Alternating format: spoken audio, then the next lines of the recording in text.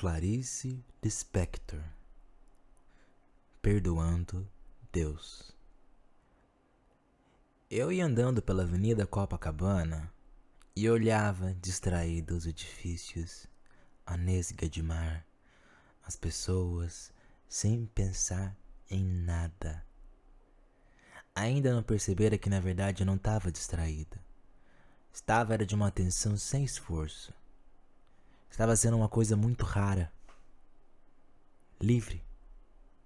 Via tudo e à toa. Pouco a pouco é que eu fui percebendo que estava percebendo as coisas.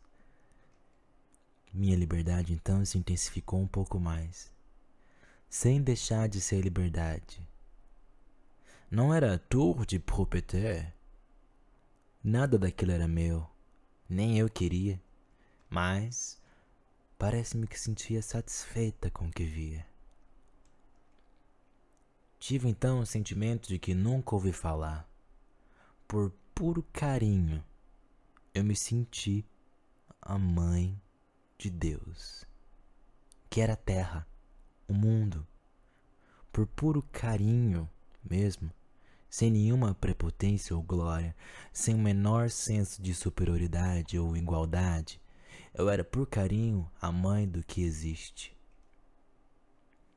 Soube também que se tudo isso fosse mesmo o que eu sentia, e não possivelmente um equívoco de sentimento, que Deus, sem nenhum orgulho e nenhuma pequenez, se deixaria acarinhar, e sem nenhum compromisso comigo, ser-lhe aceitável a intimidade com que eu fazia carinho? O sentimento era novo para mim, mas muito certo. E não ocorrera antes apenas porque não tinha podido ser. Sei que se ama o que é Deus com um amor grave, um amor solene, respeito, medo e reverência, mas nunca tinham me falado de carinho maternal por ele. E assim como meu carinho por um filho não reduz, até o alarga, assim ser mãe do mundo era o meu amor apenas livre. E foi quando quase pisei num enorme rato morto. Em menos de um segundo eu estava oriçada pelo terror de viver. Em menos de um segundo, estilhaçava-me toda em pânico e controlava como podia o meu mais profundo grito. Quase correndo de medo cega entre as pessoas, terminei do outro lado do quarteirão, encostada a um poste, cerrando violentamente os olhos que não queriam mais ver. Mas a imagem colava-se às pálpebras. Um grande rato ruivo, de cauda enorme, com os pés esmagados, morto, quieto, ruivo. Meu medo desmesurado de ratos. Toda trêmula consegui continuar a viver.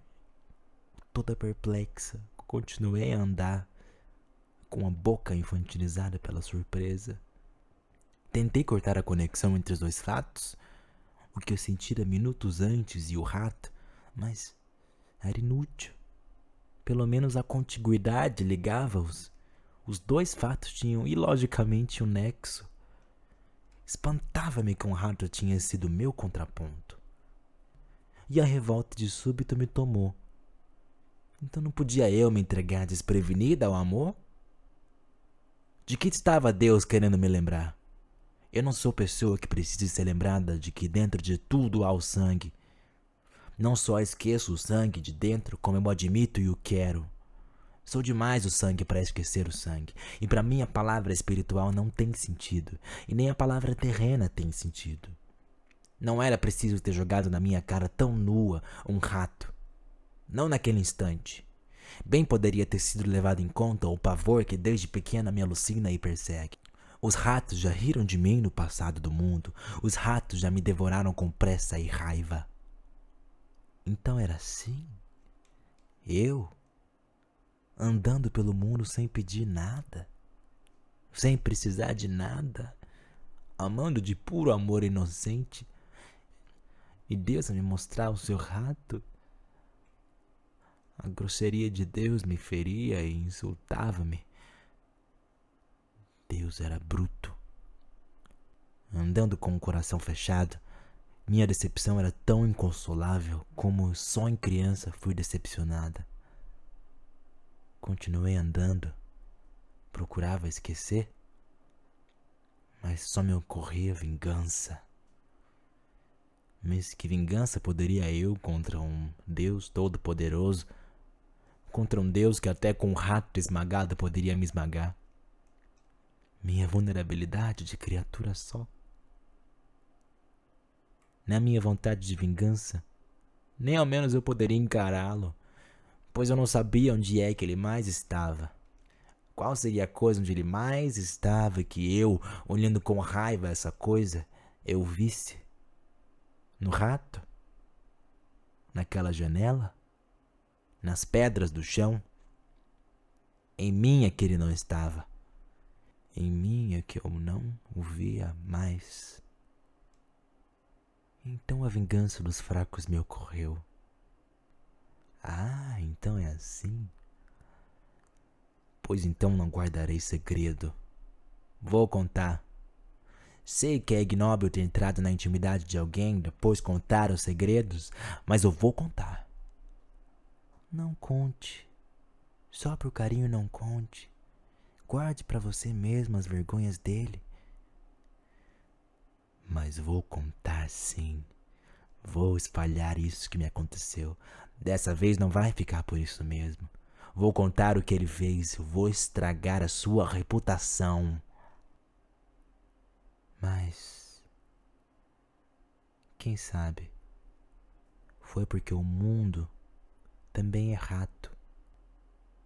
E eu tinha pensado que estava pronta pro rato também. Porque eu me imaginava mais forte.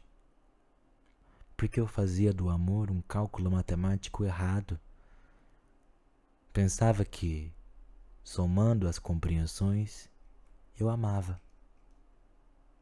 Não sabia que somando as incompreensões é que se ama verdadeiramente. Porque eu, só por ter tido carinho, pensei que amar era fácil. É porque eu não quis o amor solene, sem compreender que a solenidade ritualiza a incompreensão e a transforma em oferenda. É também porque sempre fui de brigar muito. Meu modo é brigando. É porque sempre tento chegar pelo meu modo. É porque ainda não sei ceder.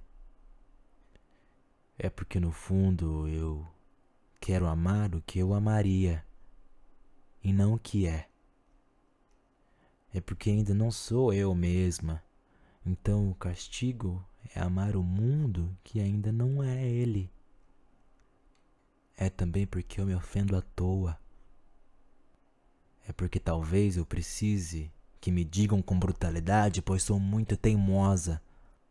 É porque sou muito possessiva, então foi me perguntado com alguma ironia se eu também queria o rato para mim. É porque só poderei ser mãe das coisas quando eu puder pegar um rato na mão. Sei que nunca poderei pegar um rato na mão sem morrer da minha pior morte. Então, pois que eu use o Magnificat que entoa às cegas sobre que não se sabe nem vê. E que eu use o formalismo que me afasta, porque o formalismo não tem ferido a minha simplicidade, e sim o meu orgulho. Pois é pelo orgulho de ter nascido que me sinto tão íntima do mundo. Mas esse mundo que eu ainda extraí de mim, de um grito mudo. Porque o rato existe tanto quanto eu. E talvez nem eu e nem o rato sejamos para ser vistos por nós mesmos. A distância nos iguala. Talvez eu tenha que aceitar antes de mais nada essa minha natureza que quer a morte de um rato.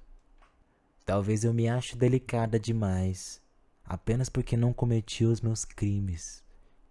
Só porque eu contive os meus crimes, eu me acho de amor inocente. Talvez eu não possa olhar o rato, enquanto não olhar sem lividez essa minha alma que é apenas contida. Talvez eu tenha que chamar de mundo esse meu modo de ser um pouco de tudo. Como posso amar a grandeza do mundo se não posso amar o tamanho de minha natureza? Enquanto eu imaginar que Deus é bom só porque eu sou ruim, não estarei amando a nada. Será apenas o meu modo de me acusar. Eu, que sem nem ao menos ter me percorrido toda, já escolhi amar o meu contrário, e ao meu contrário quero chamar de Deus. Eu, que jamais me habituarei a mim, estava querendo que o mundo não me escandalizasse, porque eu, que de mim só consegui foi me submeter a mim mesma, pois sou tão mais inexorável do que eu estava querendo me compensar de mim mesma com uma terra menos violenta que eu. Porque enquanto eu amar a um Deus, só porque não me quero, serei um dado marcado, e o jogo de minha vida maior não se fará. Enquanto eu inventar Deus, ele não existe.